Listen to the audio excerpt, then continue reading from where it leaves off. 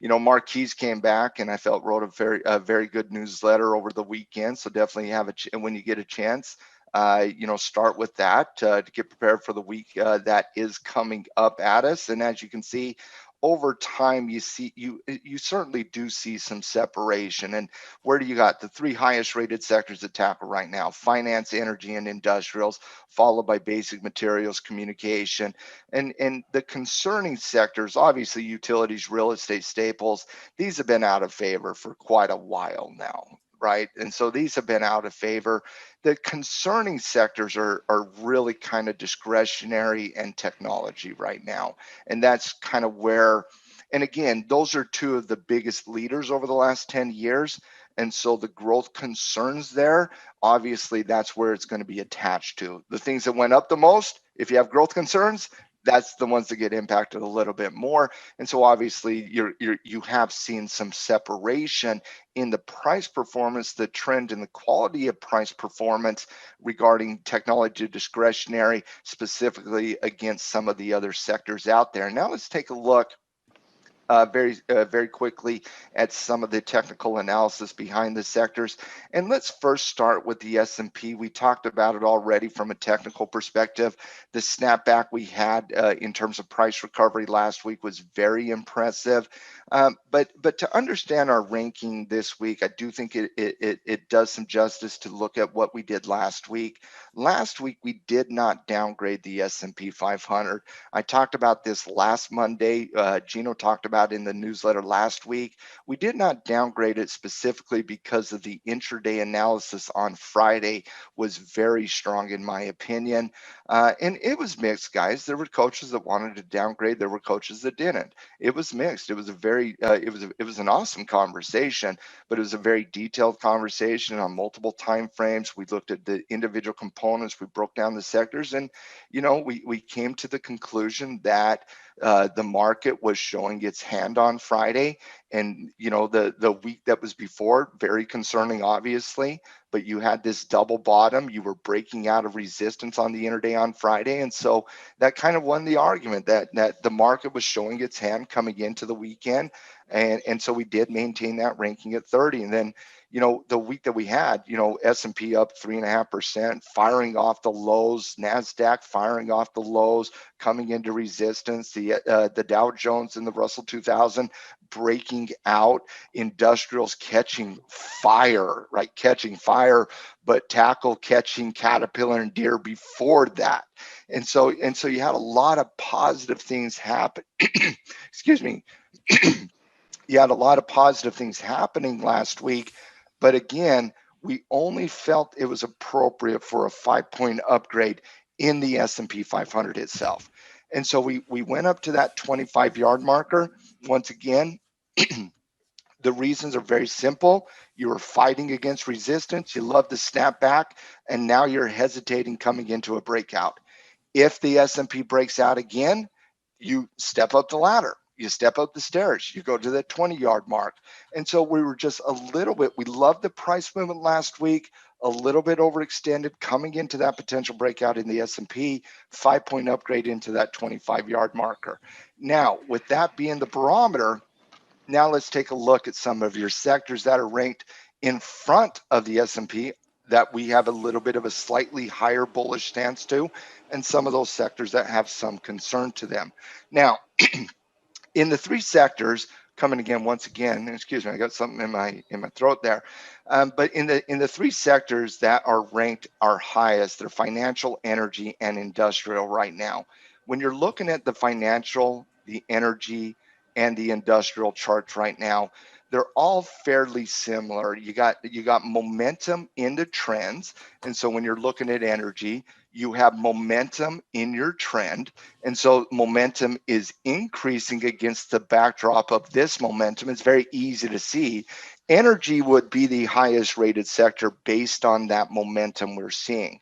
The reason it's 15 right there with industrials and finance, despite the overall strength in trend, is you're a little bit overextended in the sector in general. And so you're a little bit overextended against the short-term historical momentum. We do think there's going to be other sectors play a little bit more catch up, but I would say, and I don't want to speak out of turn here, but Mark and Tim, would you agree that for most of the coaches, energy is the flavor of the month, and it's what's on most people's minds right now? Yeah, energy's right up there. I would say it's either 1A or 1B. Depends on how they see financials. For me, it's 1A. I got energy right there, number one. Yeah. It's the buy the dip trade for me. Yeah. It really is. And that's basically what I got from the conversation on Friday as well, is that, you know, everybody loves energy. They love the momentum backdrop of it, but it is a little bit overextended in the short term. And so it's ranked there right at 15, but I would put it there at 1A as well. It has the best momentum of all the areas of the market. And so when you're looking at the momentum perspective, and momentum certainly will slow. There's no doubt about that, but it's still impressive when you see it. And so when you're looking at the momentum of energy, you go from 37.4 all the way up to 45. And then you go from 39 all the way up to 54. And so you see that momentum expand, right? You can see it visually, but now you can see it from a number perspective. That momentum expanding has a higher probability of continuation. Now, I don't expect to see this type of momentum again.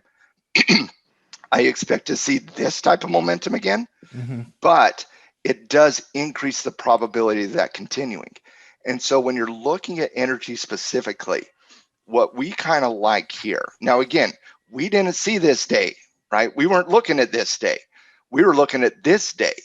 And so what a lot of us were looking at on Friday in energy is we were all saying we love the sector, but we at least need the 9 EMA. We need Mark's girlfriend to make an appearance at the party, right? We need that late appearance of the 9 EMA, Mark's girlfriend, to show up. We need Janet to show up and say, you know what, we're going to buy the dip here, right? And that's all you get in energy. You get a one-day. Did you just name her Janet? I think that's going to stick. I think the name Janet needs. The 9 EMA. Listen, No. Our elephant, No. our mascot's Yeah. named Marty, and the I don't 9 know if I EMA like it. is Janet. It is. I agree. It's Matt just named it. It's done. It's Janet. It's a thing now. Listen, you don't stop that, bro. You don't. That immediately gained momentum and it's a thing now. Yeah, it happened. So Janet catches up, shows up at the party, and now we're ready to party again. Janet's there. So we wanted that. We wanted Janet. I'm going to keep doing it. I can't even keep a straight face. Okay, but we wanted the 9 EMA to catch up to the party. This down day here obviously puts that into a high base scenario, right? I don't see this as a negative yet in energy. I actually kind of like it. And so, but I would like to see it maintained though, right? Any violation of 52 in energy will put it into failed alpha 9 pattern, and we got to check it at the 20 period MA. So it gives it a little bit more of a, hey, Mark, you might get your dip. I would love that so much. You might get your dip, but for the traders out there that love the strength, you want to see the 9 EMA. You want to see Janet hold here. And so we're looking at that 54 confirmation breakout. And so I actually like the 9 EMA, Mark's girlfriend, Janet Yellen, catching up to the party here we've been having in energy. Now we can party above 54. And so I do like it. But again, let that play out. Let that play out. I don't think this is a buy the dip, Mark. When you talk about buy the dip, it's not a one-day test of the 9 EMA in a high base, is it? No, it's a, hey, let's see if we can get some a little deeper here. Let's sell that 46 naked put type thing. But for the trader out there, the momentum trader, that 54 breakout with Janet supporting, I kind of like it there in energy. Tim, you have something to say. I can't even continue. I don't even know if I can say it. See, calling her Janet just leads to too many problems. Like, listen, guys, what we need is the price to come down and hit Janet and then run back up. I mean, come on. We're going to be going down. So, listen, I cannot worry when I name things about how Gino is going to handle. Look at Janet rolling over here, guys. Like she's rolling down the hill. Like I don't like this at all. Kind of funny. You know, he says he doesn't like it, and yet he He's gives us so laughing. many Giggling ideas. the whole- yeah, he doesn't like it. This is Tim. I don't like it because of it could lead to this, and let me lay out. And let me all lay the out all of the reasons. reasons. Oh my hell! The community's loving Janet. They're applauding it though. So we'll It's go a with thing. It's a we'll go with thing. Janet for now. Now, Go ahead. there is a disclaimer that needs to be said on this one, but you get the point. Janet's ready to party. That's all I'm saying, Tim. If you want to take your little head and go wherever you need to go with it, you go to your dark places. I'm talking about Janet showing up at the party, ready to party. That's what I'm talking about. All right. Fine. Let's have Price give Janet a kiss right there. Let's go. Kiss off the Kiss off the cheek, Janet. bro. The death kiss from Janet Yellen. Are you kidding me? Kiss The Janet death on the kiss? cheek. All of a sudden, we got the vampire's kiss. I mean, yeah, you're right. It can go down to one alley. I think it go down some really good alleys, though. We'll see where the team takes this. All right. Not my fault, Tim. Tim, it's not my fault. It's my fault. There's no doubt. Okay. All right. Finance. Again, if 1A is energy, I do think finance is in the zone there too. Finance is running very similar to that. Very consistent on the 9 EMA here. Very similar hesitation. Let's see if it can handle the 34 and it give us a nice little hesitation above 35. So when you're looking at energy, you're looking at, okay, let's consolidate. Let's have the 9 EMA hold here. That references $52. Let's have 52 hold, lining up that 54 breakout with confirmation. Now in energy specifically, we got a wick here, right? Now, Tim, do we care about that wick? I don't know. You got to see the price action. Mm-hmm. Where'd that wick happen? Where'd that wick happen? Where'd these wicks happen? Overnight. These wicks happen on a weekend. That was a weekend. That wasn't real price action. Yeah, Look at this. Look at this. Okay, Tim. That wick right there, 55.96. Did anybody else care about that wick? Anybody? Nope. There's no. Is there any algorithms trading that? Mm-mm. Okay, I'm not going to care about that either then. Okay, so if Tim doesn't care about it and the algorithms don't care about it, I'm not going to care about it. I think that 54 is setting up. You do have some action here above 54 at 54.33. I think you do wait for confirmation, but with confirmation above 54, that is looking to fly. Finance, very similar discussion. Let's see how it navigates the 9 EMA. And then in the industrial sector, this thing's breaking out with some momentum, and I think you got to attach yourself to the momentum until it starts to slow down. Momentum could pick up on the back half of this week in industrial as well, but let's see what the Fed has to say. Those are really kind of your three best sectors out there from a ranking perspective. Now a couple sectors very quickly that did get some fairly substantial upgrades this week. There were 3 sectors that got more than the token 5-point upgrade. 5-point upgrades were discretionary, real estate, industrials, finance. You also had that token 5-point upgrade in the S&P. But above that, you had a 10-point upgrade in materials, you had a 10-point upgrade in utilities, and you had a 15-point upgrade in consumer staples. And so when you're looking at some of these areas of the market that had some significant upgrades, let's first start with staples here. Consumer staples has just fallen out of favor in the marketplace. Not that it really was ever in favor with the market, just given the fact that everybody talks discretionary, everybody talks retail, everybody talks tech, everybody talks crypto. Now we're all talking industrials and cyclical and airlines. And here's old consumer staples. And we're just like, yo, I know nobody, I know you all, bought everything that was going to change the world last year, but people still ate food and we still provided that food to people. That's staples here. They never really got caught up in everything, every other theme that played out in the last year or so. But when you're looking at staples just in the short term, okay, and let's take a little sector spotlight consumer staples very quickly. When you're taking a look at this just over the last week, you're looking at a 200-day moving average bounce, right? And in the last week, when Tyler was on Wednesday, what was he buying last Wednesday? He was still buying small caps. I know that. He was also Well, buying Walmart. He was buying he was Costco. looking at He was looking at Costco, some of those beaten up right? names as well. Yeah. He's looking at those beaten up names. Mhm. When we were talking about Walmart last week, we're like, yeah, Walmart's going to be a buy at some point, whether you're talking where it was or where you're talking 120, 110, as Walmart gets lower and lower. And Walmart's not out of the technical, you know, hell yet. They're in a bearish retracement with some very concerning technical data with momentum behind it. And so I don't think last week is like, oh my goodness, the bottom's in Walmart, and oh my goodness, the bottom's in Costco. No, they're still in some very, very nasty technical environments that could very easily retest lows here. But it's these zones where people start looking at staples, where they start thinking about, man, I can get that dividend paying, boring Tyson Foods, Mhm. Walmart. I can get, you know, everybody geeks out about the next high flyer cashing in $6 billion in a quarter. Here's Walmart with $160 billion every quarter, like clockwork, Mhm. right? So I do think as you start getting towards the lows in staples specifically, you're going to start seeing a little bit more of a buy the dip longer term. And I think you can see that a little bit more clearly, not when you're looking at some of the big names in staples, but when you're looking at the actual sector itself.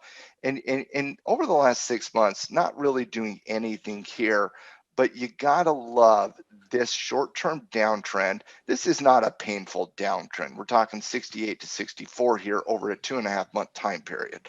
That is the tortoise, like literally, that is the tortoise. But you see this coming into the 200-day moving average. You break back up above all those moving averages. And specifically on the 10th, last Wednesday, you fired in staples. You fired. And that might have been Tyler buying staples that day. That's Tyler's the one who put this tick in. So if you don't like staples, blame Tyler. If you do like staples, give Tyler some credit. He bought he ticked that up right there. But you got to like it. And so Staples got that 15-point upgrade coming into the positive 40 territory. Obviously, it's neutral long-term, short-term uptrend puts it into that positive 40 territory. But again, this is more of a not trade into strength type conversation for me, anyways. With Staples, it's more of a in Staples specifically. Okay, in Staples specifically, when you look at these charts in Staples, where can you find perhaps reversal patterns, right? And so when I'm looking at staples, you know, at Costco, I think we're a little early in Costco. Actually, you got a little bit of a bearish retracement. Tyler's thinking 10 years. I'm thinking technically short term. So there's a difference there. But look at Clorox here. Okay, let's take a look at CLX. Here's CLX here. Short-term bearish downtrend, but what do we have? We have a pretty significant resistance level right there at 190. You have a slowing momentum in your trend. Look at this momentum followed by this momentum. You're coming into historical low points where people like Mark start really salivating over companies like this. And then technically, you just broke back up above your moving averages and you're hesitating in front of a breakout channel at 190. Obviously, the 50-day moving average is going to play a role there, but it's things like Clorox, boring, boring, boring, boring Clorox that is not going to get you out of the rat race in the next week, that is not going to do anything for your portfolio to make you happy in the next month, but could be a very important player for you over the next 5 years as you write covered calls and capture dividend.